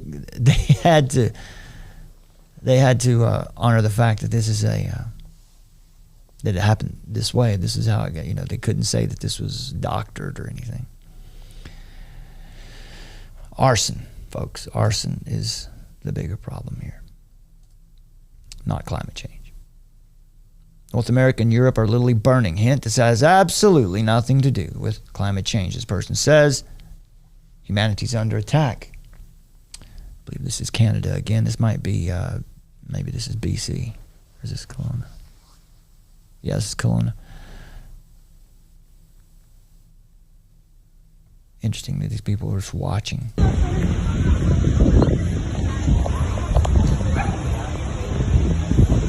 People have music on like they should be celebrating. This is fucked up.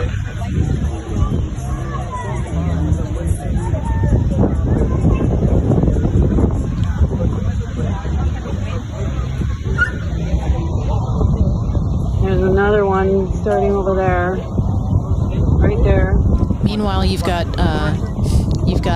Trump mugshot, hashtag Trump mugshot right there. That's right. Let's just give it to the people. Is that real? Come on. I like that. Come on, that's nice. Barry and Don. Wow. Man, I hadn't seen that yet. Look at that mug. He was not happy to be there. I mean, he looks dapper. Look at that suit. Everything's in order. If that's a real photo from today. Oh, he was there. Well, why not? He knows it's all a joke. Yeah, it's ridiculous, man. This is insanity. This is what happens in communist countries when you want to keep a populist leader out of office. Ford charged in Yellowknife for arson as nearby wildfires remain out of control. The arson will not stop until those who are doing this see a harsh punishment. Right? Agreed.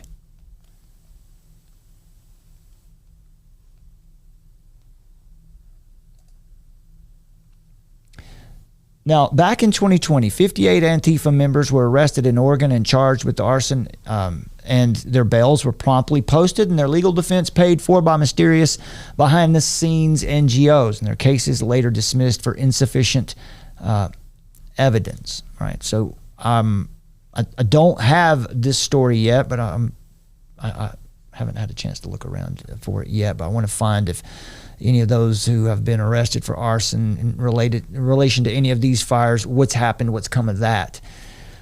But we know, the point here is that we know this has become common. This has become the way the war is being fought. Right? Those young, ambitious, those kids with disordered ambition who are part of these movements, and they're using them for these violent events, these violent attacks. They bail them out, pay their legal fees. So that brings us around to this last section that I wanted to share with you, just so you understand this is something that really exists. Okay, and tomorrow we're going to talk about lockdown 2.0, and I've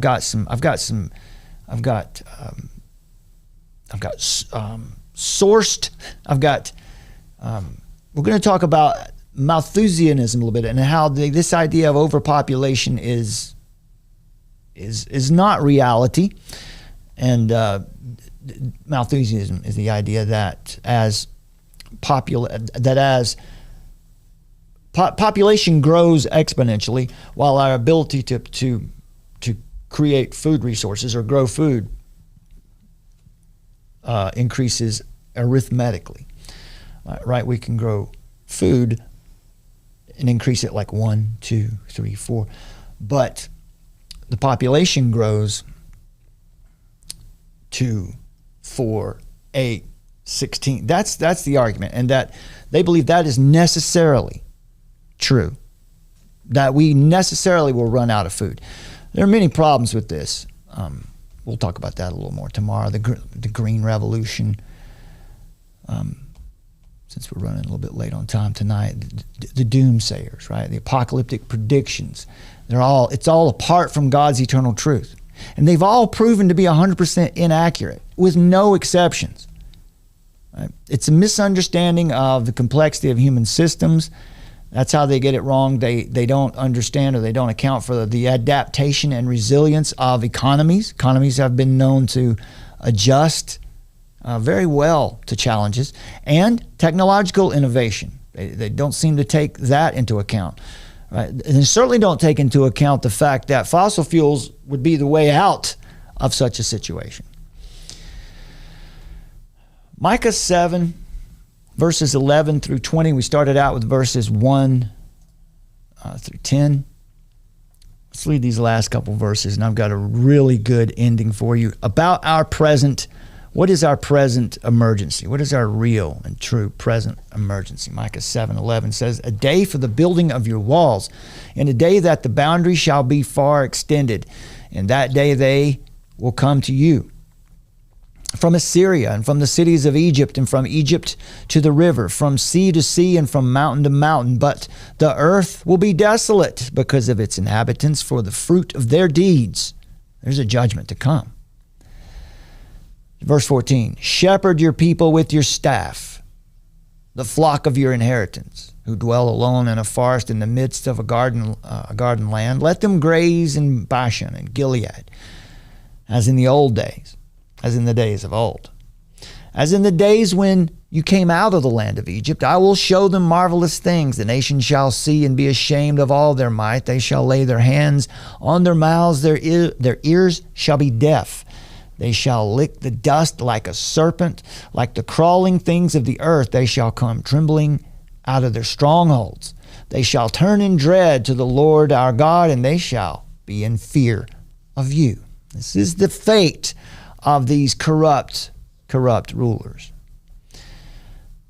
"Who is a God like you, pardoning iniquity and passing over transgression for the remnant of his inheritance? He does not retain his anger forever, because he delights in steadfast love.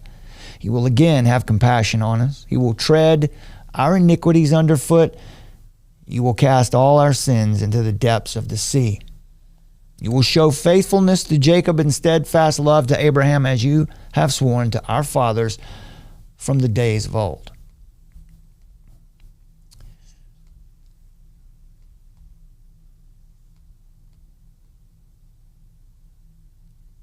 John Gresham Machen lived from 1881 to 1937. He was an American Presbyterian scholar and apologist.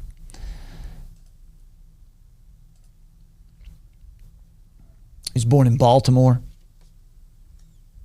He was educated at Johns Hopkins, Princeton University, and Theological Seminary. He taught New Testament at Princeton Seminary from 1906 to 1929, but he resigned from Princeton in 1929 due to the liberal realignment of the seminary. Machen was a principal founder of the Westminster Theological Seminary, 1929, and he served as president and professor of New Testament at Westminster Theological Seminary in Philadelphia from 1929 to 1937. Machen is regarded by friend and foe as a leading conservative apologist in the modernist fundamentalist era. And here's what he said. Here's that lecture that became a radio broadcast. Listen to this. What is our present emergency? What is the real emergency that we all face? What should we be focused on first?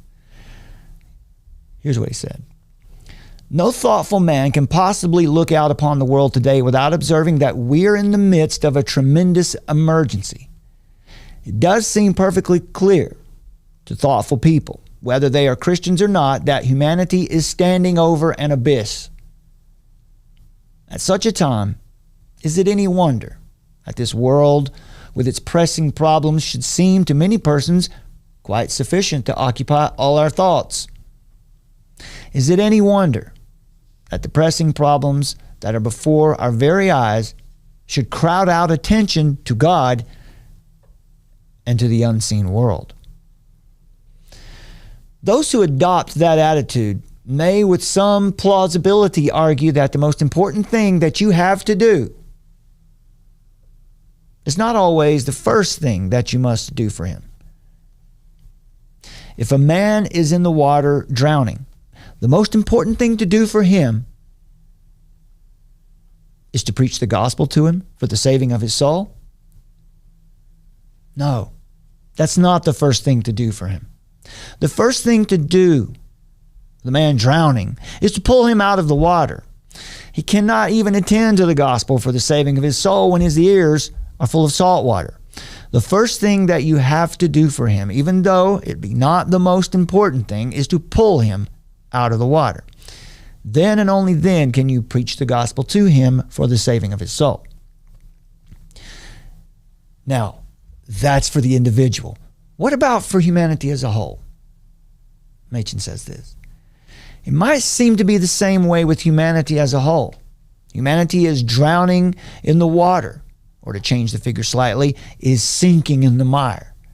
The first thing to do might seem to be to pull it out, in order that after it has been pulled out, we may ask it to deal with the unseen things.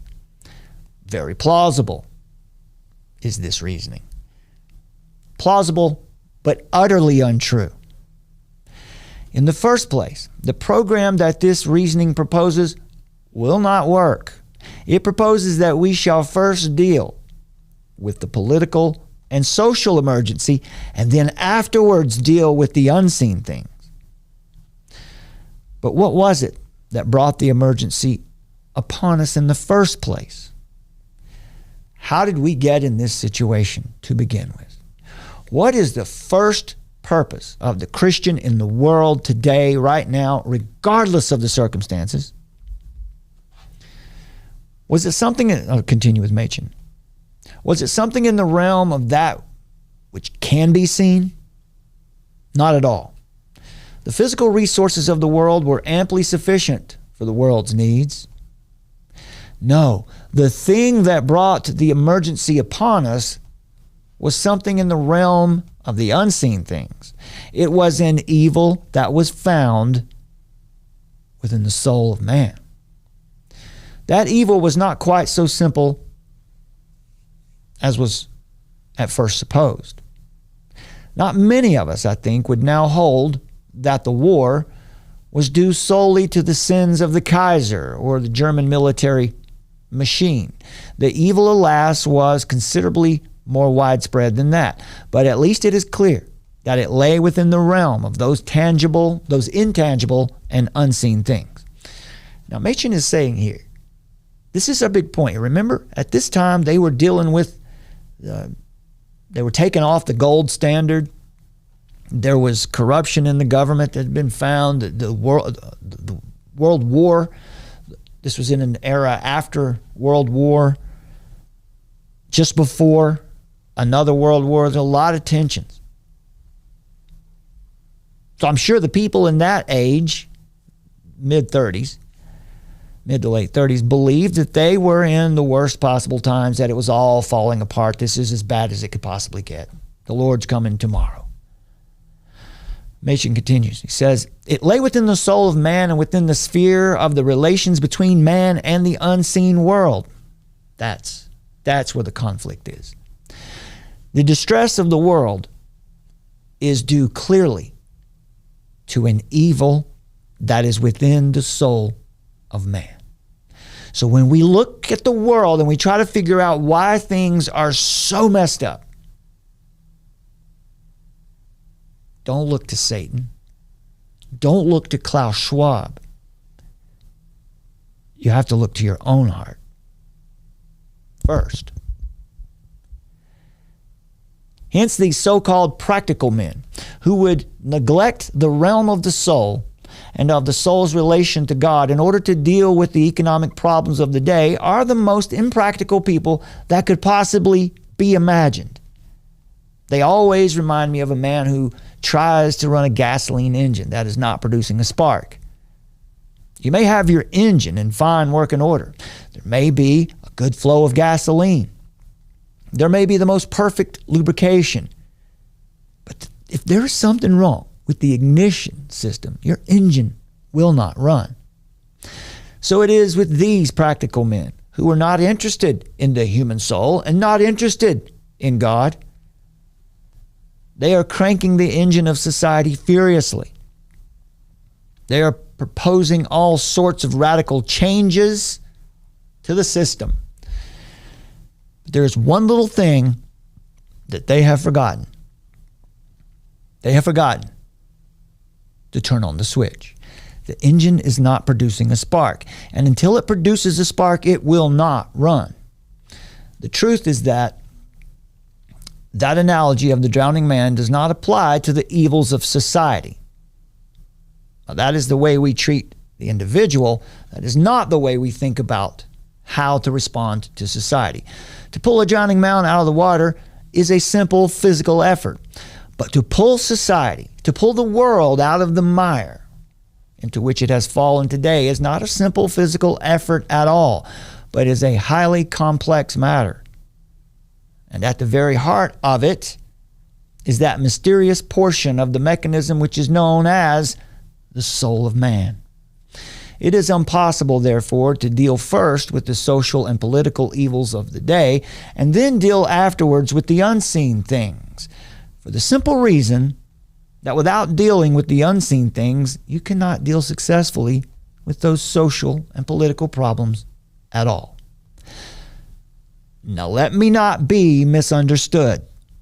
I certainly do not mean that religion is to be regarded merely as a means to a higher end. I certainly do not mean that God is to be dragged in merely to help us out in the troubles that face us at this present emergency.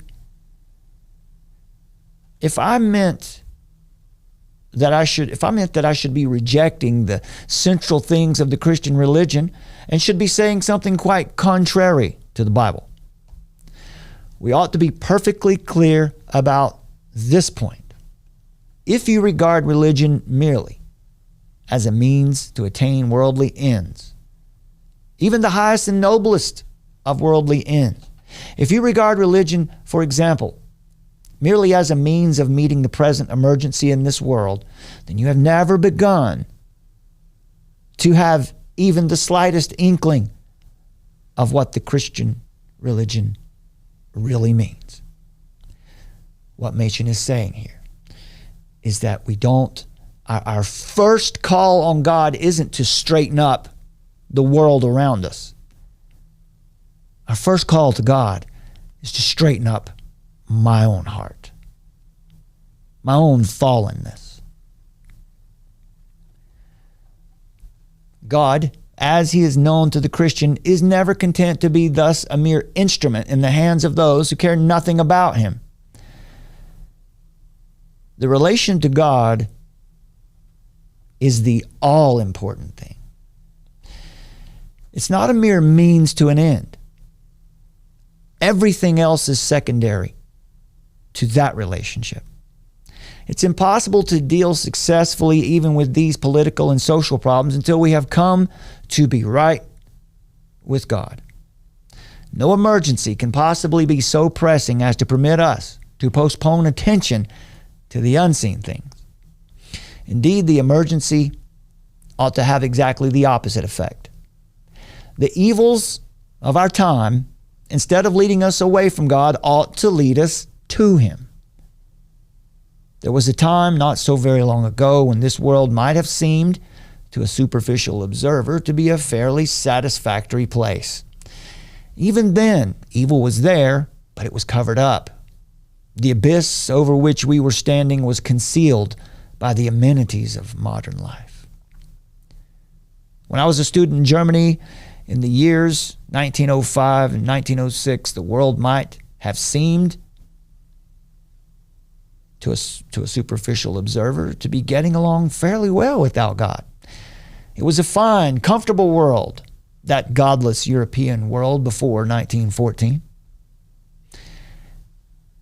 And as for another European war that seemed to be far beyond the bounds of possibility, the international bankers, we supposed, obviously would prevent an anachronism so absurd. But we have since discovered our mistake. That godless European and American world proved to be not so comfortable at all. Today, the world is in a state far more disquieting than that which prevailed in 1918. Europe is armed to the teeth. Russia stands under the most systematic and soul-crushing tyranny that the world has ever seen. In Germany, fiendish wickedness is being practiced in the name of science.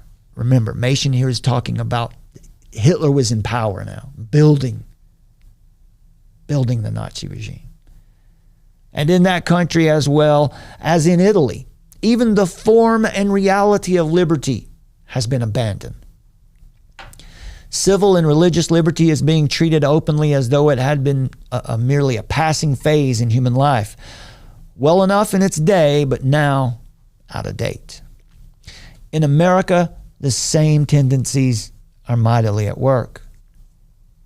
Everywhere there rises before our eyes the specter of a society where security, if it is attained at all, will be attained at the expense of freedom. Where the security that is attained will be the security of fed beasts in a stable, and where all the high aspirations of humanity will have been crushed by the all-powerful state. And this time, when we ought to be contented with things as they are, it's not rather a time when we ought seriously to ask ourselves whether there's not some lost secret which must be regained if humanity is to be saved from this abyss. What is true about humanity as a whole is also true about you. The world is weary and perplexed today. It's anxious. It's worried. Well, how is it with you? Are you contented with your lives as they are now? I suppose that many of you are, but some of you, I know, are not. You're discontented, and you're looking for something entirely different from that which you now possess. You're looking for the answer. You're looking for peace. You're looking for a solution. What will fix it? That is true of rich as well as of poor. It has little to do with your particular situation in the world. To such hungry souls, I think I have something to say. And there are many hungry souls today. But why is it that I have something to say to you?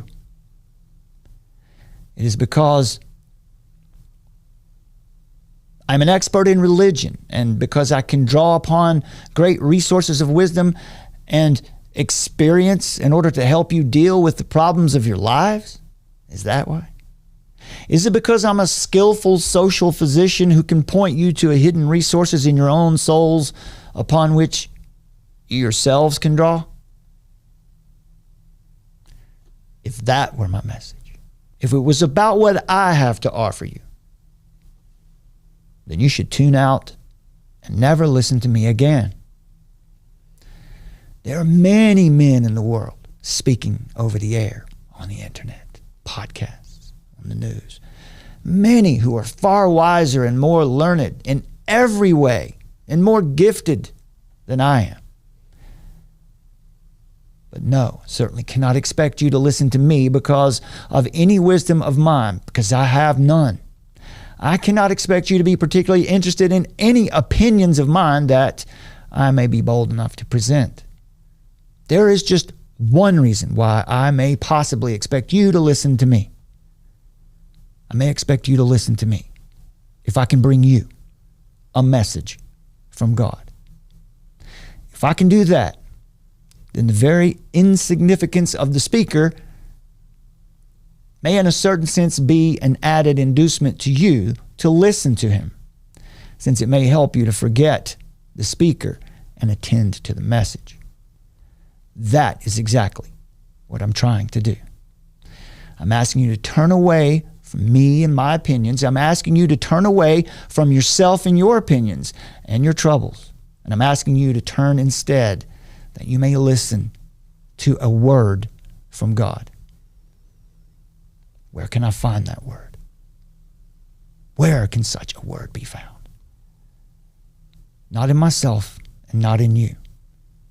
But it shall be found in an old book that's been sealed by the seals of prejudice and unbelief, but that will, if it is rediscovered, again, set the world aflame, and that will show you, whether you're wise or unwise, rich or poor, the way by which you can come into communion, into relationship with the living God. God is in control of everything. And where there's no vision, where there's no revelation, the people are out of control and they suffer.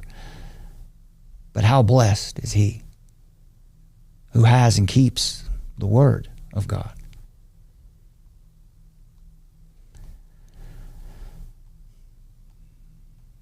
God is in control of everything. He was then, he is now, and you need not fear any of the designs of man. Everything you're witnessing directly in your life, experiencing indirectly in the world, is all related to God's perfect plan of redemption. God is in control. And that is the message from me to you today. Proverbs 21:1 says, "The king's heart is in the hand of the Lord like rivers of water. He turns it wherever he wishes." God can work in and through others very unexpected ways. Isaiah 45, "I am the Lord and there is no one else. There is no God except me."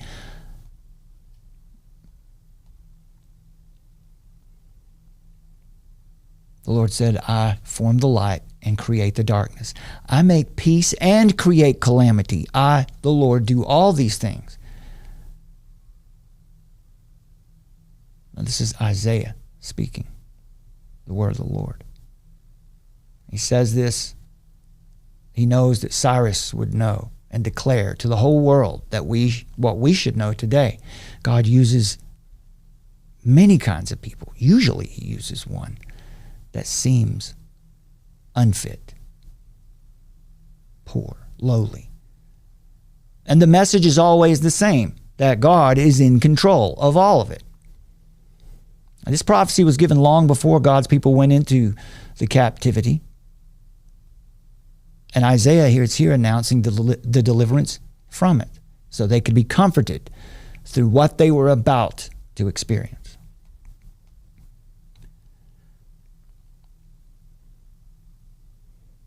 God is in control of everything. Acts 17:26. He made from one man every nation, having determined their appointed times and the boundaries of their habitation. Genesis 11:8. So the Lord scattered them abroad from there over the face of the whole earth from the Tower of Babel. Job 12. He makes the nations great and then destroys them. He enlarges the nations and then leads them away. Psalm 66. The Lord rules by his might forever. His eyes keep watch on the nations. Isaiah 41, he delivers up nations before him and subdues kings. He makes them like dust with his sword. Daniel 4, the Lord does according to his will among the host of heaven and among the inhabitants of the earth, and none can stay his hand or say to him, what have you done? Acts 2:23. This Jesus, delivered up according to the definite plan and foreknowledge of God, you crucified and killed by the hands of lawless men. John 1. In the beginning was the Word, and the Word was with God, and the Word was God. And the Word became flesh and dwelt among us, and we've seen his glory. Glory as of the only Son from the Father, full of grace and truth. For God so loved the world that he gave his only Son, that whoever believes in him should not perish but have eternal life. Romans 11. For from him and through him and to him are all things. To him be the glory forever. 1 John 3:8. The reason the Son of God appeared was to destroy the works of the devil. 2 Peter 3. The Lord is not slow to fulfill his promise. Romans 13. For there is no authority except from God, and those that exist have been instituted by God. And Romans 11:33. Oh, the depth of the riches and wisdom and knowledge of God. How unsearchable are his judgments, how inscrutable are his ways. My friends, stand firm in the Lord. Rejoice always. Be gentle, gracious, unselfish, merciful, and patient with everyone. Don't be anxious about anything. Instead, be in prayer. Give thanks to God for salvation and the provisions of his common grace that he gives even to those who hate him. And the supernatural peace of God and the peace of Christ will guard your hearts and your minds through everything. And finally, whatever is true, dignified, honorable, whatever is right, pure, commendable, whatever builds excellence, whatever brings peace, whatever is worthy of praise, keep your mind on these things. And the God of peace will be with you. Learn to be content in your circumstances, to live humbly, learn to be self-sufficient. But learn to be satisfied in times of abundance and lack. And in this you will discover the secret of life, which is no secret at all. I can do all things through Christ who strengthens me. That is to say, when I am in Christ, I can do anything that God has called me to do, even suffer. And the grace of the Lord Jesus Christ be with your spirit. Okay, so we're at the end. Anything? Amen. Thank you. All right. Well, folks, we'll get out of here now and get some rest, and we'll see you again tomorrow with Lockdown 2.0. And remember, whatever you think our present emergency is, this is first. That message from God, the unseen realm, must be dealt with first. That's the true natural order of things.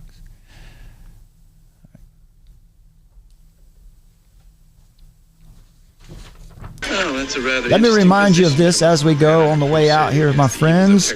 Please take a moment to like this video Share it and leave a comment. Deified at the expense of human truth. Armor of Truth. Live. If you haven't done it yet, please subscribe to this YouTube channel. It's free and it really does help the channel. Leave a comment. Do something to let people know we're here. Download the Armor of Truth mobile app today. That's how you're going to know where we are and when we are. It's 100% free and you'll get live notifications and direct links whenever and wherever we go live. Exclusive content, articles, reports, and resources, podcasts. And if you could support Armor of Truth financially, every donation or gift makes a difference. Use the Armor of Truth mobile app Give tab or visit our website, armoroftruth.net/donate, or follow the links under the description to this video. Set up a recurring monthly donation if you can. That really helps us to plan for the future of AOT. So what are you waiting for? Download the AOT mobile app now. YouTube channel. Log on. armoroftruth.net. My name is Brad, and I'm with my talented and lovely wife, Summer. Together, we're Armor of Truth. We're seeking a worldview revolution through God's revelation. Faith is resistance, guys. Amen. We'll see you next time. The hammer comes down and beats you over the head for the rest of your life with a big national security stick. And so that people learn to duck their head and not speak up. Because bad idea now. This is the emergency broadcast system. This is not a test. Repeat, this is not a test. Citizens are advised to take the following steps. Find us, armoroftruth.net. In the age of technocracy, scientism, and pop atheism, faith is resistance.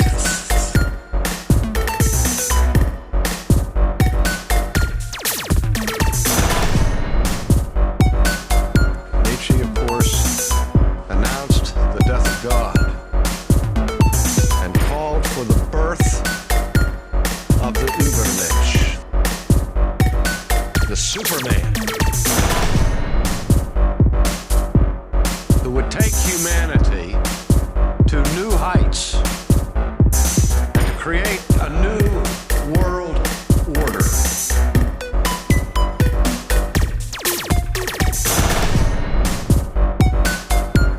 Find us at the Armor of Truth YouTube channel. This is not a test. Repeat, this is not a test.